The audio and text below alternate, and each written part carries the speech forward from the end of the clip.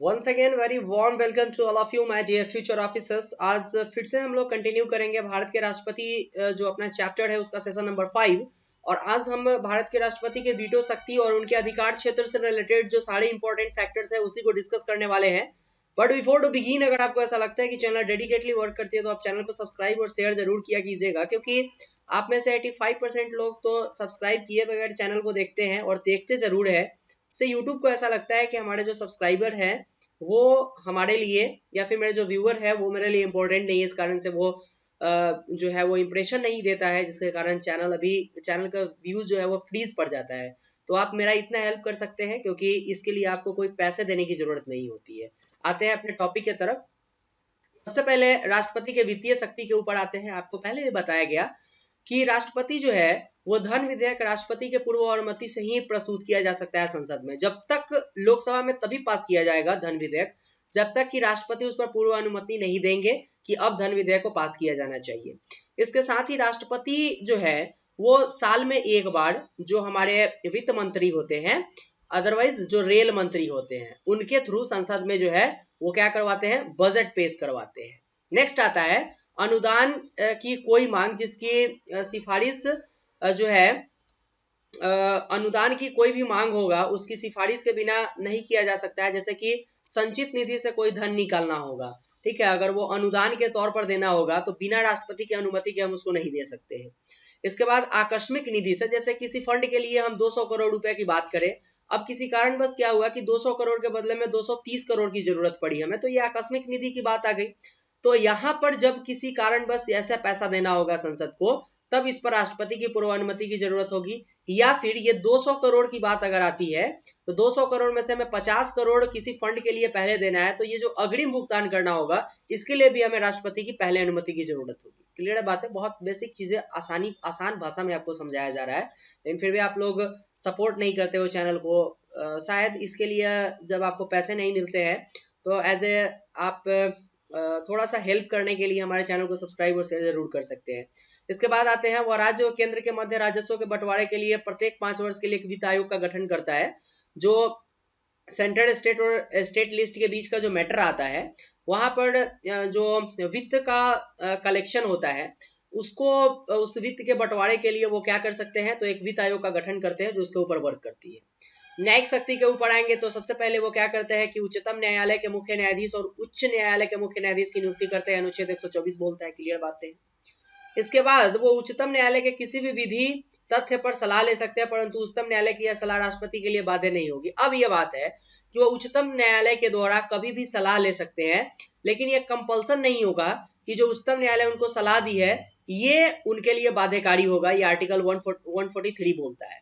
इसके बाद वो एक व्यक्ति को उसके दोष सिद्धि के लिए माफ कर सकते हैं, उसके दंड को निलंब कर सकते हैं, पूरी तरीके से माफ कर सकते हैं, परिवर्तित कर सकते हैं, जैसे मृत्यु दंड होगा तो उसको कम कर सकते हैं, क्षमा दान को उसके मृत्यु दंड को कम कर सकते हैं, प्राण दंड को स्थगित कर सकते हैं या पूरी माफी दे सकते हैं। ये आर्टिकल 72 बोलता है।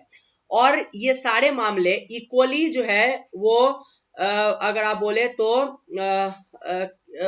अप्लीकेबल होगा सैन्य वाले मामले पर। अगर सेना में किसी को इस तरीके का दंड दिया जाता है फिर भी राष्ट्रपति उस पर यह जजमेंट सुना सकते हैं, और इसको और उनके जजमेंट को किसी भी तौर पर, ठीक है, किसी भी तौर पर गैर न्यायिक नहीं बोला जाएगा। ठीक है, सुप्रीम कोर्ट ये जजमेंट देती है। लेकिन ये सारे जो अपराध होंगे वो कोई हीनियस क्राइम नहीं होना चाहिए। जैसे कोई व्यक्ति रेप करता है और वो जाकर राष्ट्रपति को बोलता है कि हमको जो है वो हमारे प्राण दंड से हमको वो मिल जाए, क्या बोला जाता है, उसको स्थगित कर दिया जाए, तो ये पॉसिबल नहीं है। ये सारे चीजें हैं। इसके बाद कूटनीतिक शक्ति प्रेसिडेंट साहब के पास होती ही है। इसलिए प्रेसिडेंट साहब के पास होती है कि वो अंतरराष्ट्रीय मंच पर भारत का प्रतिनिधित्व खुद करते हैं, या फिर वो ऐसे व्यक्तियों को चुन करके भेजते हैं राजदूत के तौर पर या फिर उच्चायुक्त के तौर पर जिसको वो उचित समझते हैं। लेकिन ये सारे काम किसके द्वारा होते हैं, तो संसद के द्वारा होती है। क्लियर बात है? इसीलिए प्रेसिडेंट साहब को नॉमिनल हेड बोला जाता है, जबकि वर्किंग हेड प्राइम मिनिस्टर को बोला जाता है। सैन्य शक्ति हमारे प्रेसिडेंट साहब के पास जबरदस्त है। आर्टिकल 53(1) में ये चीज मेंशन किया गया हुआ है कि हमारे जो प्रेसिडेंट साहब होंगे वो तीनों सेना के प्रमुख की नियुक्ति करेंगे, चाहे वो जल सेना हो, थल सेना हो या वायु सेना हो। आपातकालीन शक्तियां हैं ही उनके पास। जब लोकसभा डिसॉल्व हो जाए या फिर जब संसद उनको बोले कि अब 352 लगाने की बात है तो ये 352 लगा सकते हैं।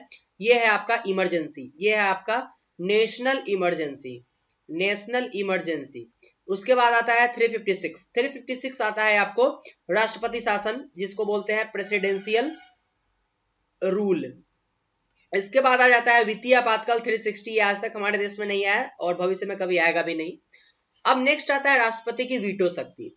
कोई विधेयक अगर पारित होता है तो उस पर क्या हो सकता है, राष्ट्रपति के पास उसको भेजते हैं हम लोग उस पर अनुमति के लिए। राष्ट्रपति उस पर कुछ डिसीजन ले सकते हैं। डिसीजन क्या ले सकते हैं कि उसको अपने पास रख सकते हैं, उस पर पॉकेट वीटो लगा सकते हैं, ये सारे प्रोसेस उनके पास आता है। और यही जो वीटो का पावर होता है ये उनको आर्टिकल 111 में मेंशन किया गया हुआ, मतलब 111 में।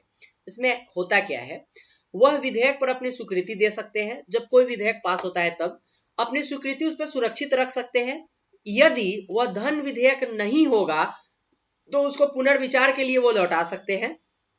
लेकिन अगर पुनर्विचार के बाद भी संसद उसको एज इट इज पास करके भेजती है तो ये उनके लिए कंपल्सन होगा कि वे उस पर अपना प्रतिवेदन देंगे। लेकिन ये जो पॉइंट नंबर 2 है ये इंपॉर्टेंट है, ये उसको अपने पास जब सुरक्षित रखते हैं वो आता है अपना वीटो पावर। उसी को डिस्कस करेंगे, क्यों दिया गया उनको ये वीटो पावर। संसद जल्दबाजी में कोई ऐसा कदम नहीं उठाए जिससे कि संविधान का हनन हो जाए, और असंवैधानिकता वाले जितने विधान है उसको रोकने के लिए प्रेसिडेंट साहब के पास, प्रेसिडेंट को ये पावर दिया गया। इसमें क्या क्या आते हैं, तो वर्तमान में राज्यों के जो कार्यकारी प्रमुख होते हैं कि वीटो शक्ति को 4 भागों में बांट दिया गया। पहला आंतरिक वीटो था, दूसरा विशेष वीटो था, निलंबनकारी वीटो था और पॉकेट वीटो था। और विशेष वीटो जो है इसका भारत के संविधान में हमारे जो प्रेसिडेंट साहब है बिल्कुल यूज नहीं करते हैं। इसका पावर जो होता है वो अमेरिका के राष्ट्रपति करते हैं। क्लियर है। अब आते हैं हम लोग आंतरिक वीटो के ऊपर।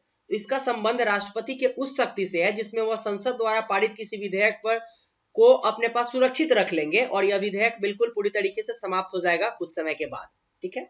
अब ये वीटो, आंतरिक वीटो का यूज कैसे कर सकते हैं, तो गैर सरकारी जो विधेयक होगा, गैर सरकारी विधेयक किसको बोला जाएगा, तो संसद का वह सदस्य जो मंत्री नहीं होगा वो जो विधेयक पारित करके लाएगा उसको हम लोग गैर सरकारी विधेयक बोलेंगे, और इस पर ये वो आंतरिक वीटो का पावर कर सकते हैं।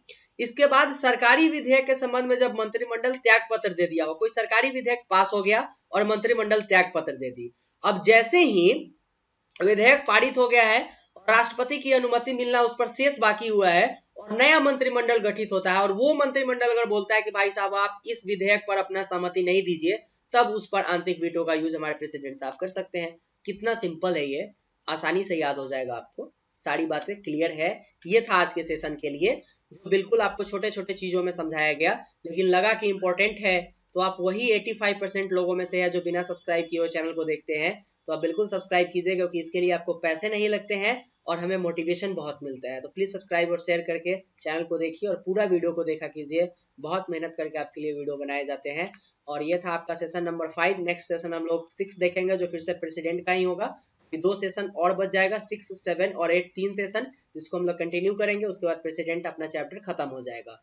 तो मिलते हैं नेक्स्ट वीडियो में, तब तक के लिए thank you, goodbye and take care.